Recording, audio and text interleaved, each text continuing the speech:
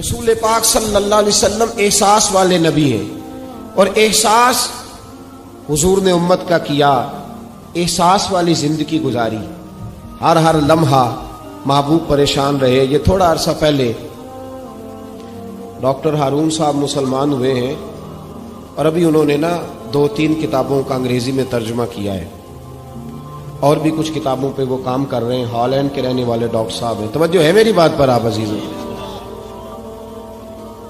Doctor صاحب کہتے ہیں کہ میں نے یہ سنا تھا کہ مسلمان دہشت گرد ہیں، یہ بم بلاسٹ کرتے ہیں۔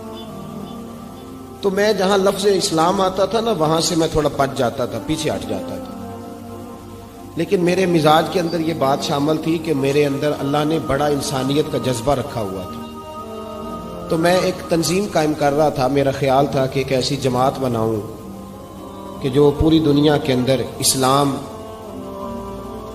توجہ ہے میرے عزیزوں کی، کہتے میرا خیال تھا ایسی جماعت قائم کروں کہ جو پوری دنیا میں لوگوں کی خدمت کرے اور بغیر امتیاز کے کرے، اسلام والوں کی بھی اور غیر مسلموں کی بھی۔ لیکن مجھے بڑا دھچکا رہتا تھا کہ مسلمان سخت گیر قوم ہے۔ میں نے بہت ساری جماعتوں کا منشور اور دستور منگایا، اور میں نے کہا میں اپنی جماعت کا دستور لکھوں گا تو پہلے ذرا سارا میں مطالعہ کر لوں۔ ڈاکٹروں کا ٹیبل ہوتا ہے، اس کے اوپر شیشہ لگا ہوتا ہے، نیچے وہ جو چیز ضروری ہوتی ہے وہ رکھ لیتے۔ کہتے ایک مصر کے مولانا صاحب آئے ہوئے تھے ہالینڈ کے دورے پر، اچھی انگریزی جانتے تھے، تو کسی وجہ سے علیل ہو گئے۔ میرے پاس وہ آئے اور انہوں نے دیکھا کہ میں انسانی حقوق پر کچھ لکھ رہا ہوں، کام کر رہا ہوں، تو وہ دیکھ کر کے مجھے کہنے لگے کہ ڈاکٹر صاحب آپ کوئی تنظیم قائم کر رہے ہیں؟ میں نے کہا ہاں۔ تو کہتے انہوں نے ہلکا سا ٹچ دیا، زور نہیں دیا، اور ویسے بھی جو ہلکی بات ہوتی ہے وہ ذرا دل میں جلدی بیٹھ جاتی ہے۔ کہتے ہیں ہلکا سا ٹچ دیا، کہنے لگے اگر کبھی موقع ملے تو میرے نبی پاک کی بھی سیرت پڑھ کے دیکھیں، بس ہلکی سی بات، اور وہ جملہ چھوڑ گئے۔ اعلیٰ حضرت فاضل بریلوی علیہ رحمہ نے لکھا ہے ضروری نہیں کہ تم جو کہہ رہے ہو وہ منوا کے اٹھو، لیکن میسج ضرور چھوڑ دیا کرو۔ جب انسان کے ذہن میں بات ہوتی ہے یہاں سٹاک ہوتا ہے جب بات کا، تو جب وہ کام کرنے لگتا ہے تو ایک دفعہ وہ بات سامنے ضرور آتی ہے، کہہ دیا کرو۔ انہوں نے کہہ دیا کہ ڈاکٹر صاحب ایک دفعہ حضور کی سیرت بھی پڑھ لیں۔ کہتے ہیں میرے ذہن میں بات بیٹھ گئی، مصروف آدمی تھا، زیادہ تو نہیں میں مطالعہ کر سکتا تھا، لیکن میں ایک دن 10 منٹ گھر میں ملے تھے تو میں کمپیوٹر پہ بیٹھا، اور میں نے کہا کہ انگریزی میں جو کتابیں حضور سید عالم صلی اللہ علیہ وسلم کی سیرت کی ہیں ان کو ذرا دیکھتا ہوں۔ تو فرماتے ہیں کہ میں نے نیٹ پہ سرچ کیا، پہلی حدیث آئی اور میں کلمہ پڑھ کے مسلمان ہو گیا۔ حدیث کہاں ہے؟ سبل الہدی والرشاد میں بھی ہے، کنز المال میں بھی ہے، مسند احمد میں بھی ہے، ابن اسحاق میں بھی ہے، ابن اشام میں بھی ہے، اور شاید سیرت کی تمام کتابوں میں آپ کو روایت مل جائے۔ نبی پاک صلی اللہ تعالی علیہ وسلم کی حدیث اور روایت کرتے ہیں حضرت سلمان فارسی رضی اللہ تعالی عنہ، اور ساتھ ہیں سیدنا بلال حبشی رضی اللہ تعالی عنہ۔ فرماتے ہیں ہم گھر سے نکلے، حضور نے فرمایا ذرا جلدی چلو ایک ضروری کام ہے۔ فرماتے ہیں بڑی تیزی کے ساتھ آج روٹین سے ہٹ کر محبوب نے تیز تیز قدم مبارک اٹھائے، تیز تیز، اور فرماتے ہیں ایک گلی ہم نے کراس کی، دوسری گلی میں جو پہنچے تو پھٹے پرانے کپڑے، سادی سی بیوی، اور حالت بتاتی تھی کہ بیچاری کسی غریب گھر کی ہے۔ وہ سڑک پہ کھڑی تھی اور رو رہی تھی۔ میرے کریم رسول نے فرمایا بلال اسے پوچھو کیا مسئلہ ہے، کیوں روتی ہے؟ تو حضرت سلمان عرض کرتے ہیں میں نے کہا حضور میں پوچھ لیتا ہوں، آپ جائیے، کام بڑا ضروری ہے جو نکلیں، میں معلومات کرتا ہوں۔ تو محبوب نے فرمایا نہیں، اس کے آنسو پوچھنے سے ضروری کوئی کام بھی نہیں، پہلے اس کی داد رسی ہوگی، اسے پہلے پوچھا جائے گا۔ روتے نہیں رہتے لوگ گھروں میں، لوگ گزر نہیں جاتے چپ کر کے؟ کتنے لوگ تڑپتے، کون احساس کرتا؟ نبی پاک سید عالم صلی اللہ علیہ وسلم رکے اور اس خاتون سے پوچھا کیا بات ہے؟ اس نے کہا کہ بات کوئی بھی نہیں، میرا ایک ہی موٹا سا مسئلہ ہے۔ کہا وہ کیا؟ کہنے لگی میں غریب ہوں، اور غریبی بذات خود بہت بڑا گناہ ہوتی ہے، لوگ بڑا جرم سمجھتے ہیں اس کو، بذات خود میں نے شروع میں کہا نا کہ مذہبی سٹیج کی بھی صدارت غریب آدمی نہیں کر سکتا، کیونکہ غریب جو ہوا جد کول دتھی ہونی انہیں نیڑے بہنا ہے نا جی، جد کول نہیں انہیں تو پیچھے جا کے بہنا اینڈ تے کول کیڑا دتھی ہے۔ اس سٹیج پہ بھی غریب آدمی کی صدارت نہیں ممکن ہو ہی نہیں سکتا۔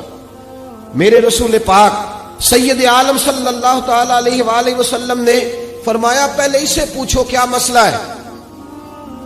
وہ کہنے لگی میں غریب ہوں، بوڑھی ہو گئی ہوں، ساری زندگی غلامی میں گزاری ہے، تیل لینے آئی تھی 5 دینار کا، بوتل میں تیل بھروایا ہے، اور اب بوڑھی ہوں نا تو کمر درد کرتی ہے، پیر پیچھے موڑا ہے تو میں گری ہوں، تیل زمین پی گئی ہے، اب زمین تو واپس نہیں کرتی، لیکن واپس جاؤں گی تو ایک یہودی عورت کی ملازمہ ہوں، وہ درے سے مارے گی، کھال ادھیڑ دے گی، میں بڑی پریشان ہوں، اب نہیں مار کھائی جاتی، ہڈیاں بوڑھی ہیں، قربان جاؤں۔ حضرت بلال کو حضور نے حکم دیا، فرمایا دوڑ کے گھر جا 5 دینار لا۔ فرماتے ہیں 5 دینار لائے، تیل خرید کے دیا، وہ پھر رونے لگی۔ فرمایا آپ کیوں روتی ہے؟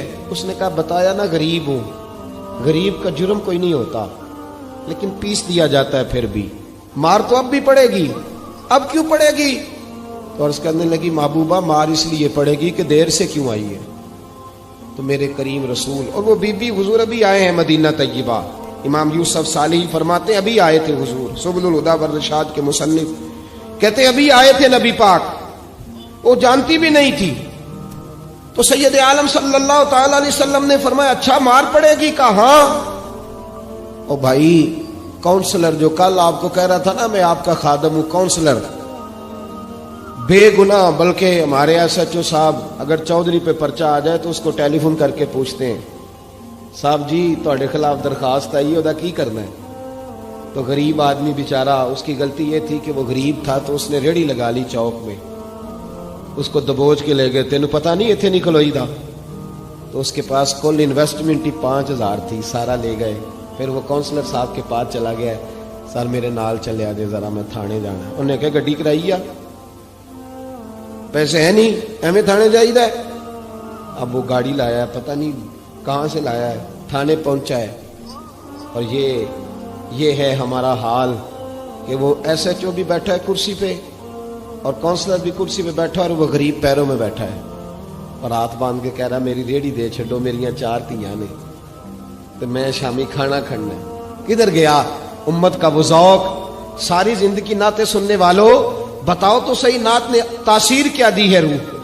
اگر ابھی بھی گھاڑی غریب کے پاس کھڑی نہیں ہوتی تو پھر کیا اثر ہوا ساری زندگی نعت سننے کا؟ میرے مصطفیٰ کریم سید عالم صلی اللہ تعالی علیہ وسلم نے فرمایا اس خاتون سے یہاں کونسلر ساتھ نہیں جاتا، کہتا ہے کر دیا ٹیلی فون، سویرے 9 بجے پہنچ جانا۔ پر کائنات کی سب سے معزز شخصیت حضرت سیدنا بلال حبشی رضی اللہ تعالیٰ عنہ فرماتے ہیں میرے نبی پاک نے فرمایا بی بی چل میں تیرے ساتھ چلتا ہوں، گویا اللہ کی ساری رحمتیں اس کے ساتھ ساتھ چلنے لگی۔ اور آگے آگے نہیں، ساری کتابیں پڑھ لو، وہ پھٹے پرانے کپڑوں والی بی بی آگے آگے اور اللہ کے کریم رسول پیچھے پیچھے، ساری گلیاں اس نے پھرائی، مدینے کی صحرا آ گیا، ایک دروازے پہ دستک دی، سے مالکن آئی، وہ بی بی بعد میں کہتی ہے میں بھی بڑی ڈاڈی تھی، طاقت ہی نہیں تھی میرے سامنے کو کھڑا ہو سکے، لیکن جب میں باہر نکلی تو میں نے نور کے حالے میں لپٹی ہوئی ایک عظیم ہستی کو دیکھا۔ فرماتے محبوب کے گورے چٹے رنگ کے اوپر کالی زلفیں اور محبوب پاک کی مقدس آنکھیں جب تک بات کرتے رہے نظریں زمین پہ جھکی رہی۔ شرم و حیا والے رسول نے بڑے میٹھے، بڑے دھیمے، بڑے خوبصورت لہجے میں کہا، بریلی کے امام فرماتے ہیں نیچی نظروں کی شرم و حیا پہ درود، بڑے دھیمے لہجے میں فرمایا تیری نوکرانی ہے تیری؟ عورت کہتی ہے میں تو حضور کے جلووں میں محو ہو گئی کہ سادگی میں اتنا حسن میں نے دیکھا ہی نہیں، تیری نوکرانی ہے؟ کہا تو میرے محبوب نے فرمایا بیچاری کی غلطی کوئی نہیں، اسے مارنا نا، اس سے تیل گر گیا تھا، نیا خریدتے دیر ہو گئی، رو رہی تھی تو میں سفارش کرنے آیا ہوں۔ وہ خاتون کہتی ہے کسی کی نہیں مانی تھی، اور محبوب کے جملوں میں تاثیر اتنی تھی ککھ سواد نہیں مشری اندر، اساں کھنڈا می چکھ ڈٹھیاں، انہاں ساریاں شیواں نالوں گلاں سجن دیاں مٹھیاں، فرماتے ہیں نبی پاک صلی اللہ تعالی علیہ وآلہ وسلم نے فرمایا کچھ نہ کہنا. کہنے لگی نہیں کہتی، میرا وعدہ رہا، کچھ نہیں کہوں گی.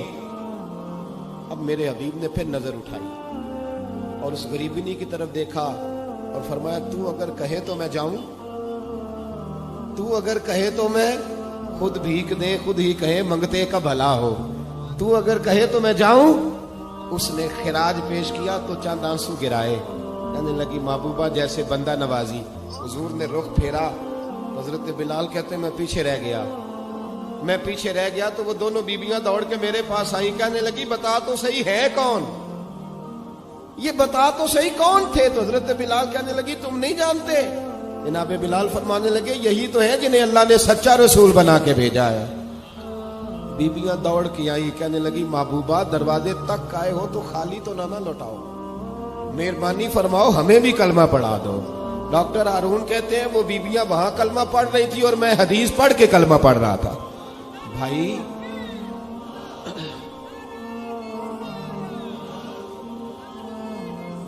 اگر دولت احساس ہے نا پھر تو زندہ ہے.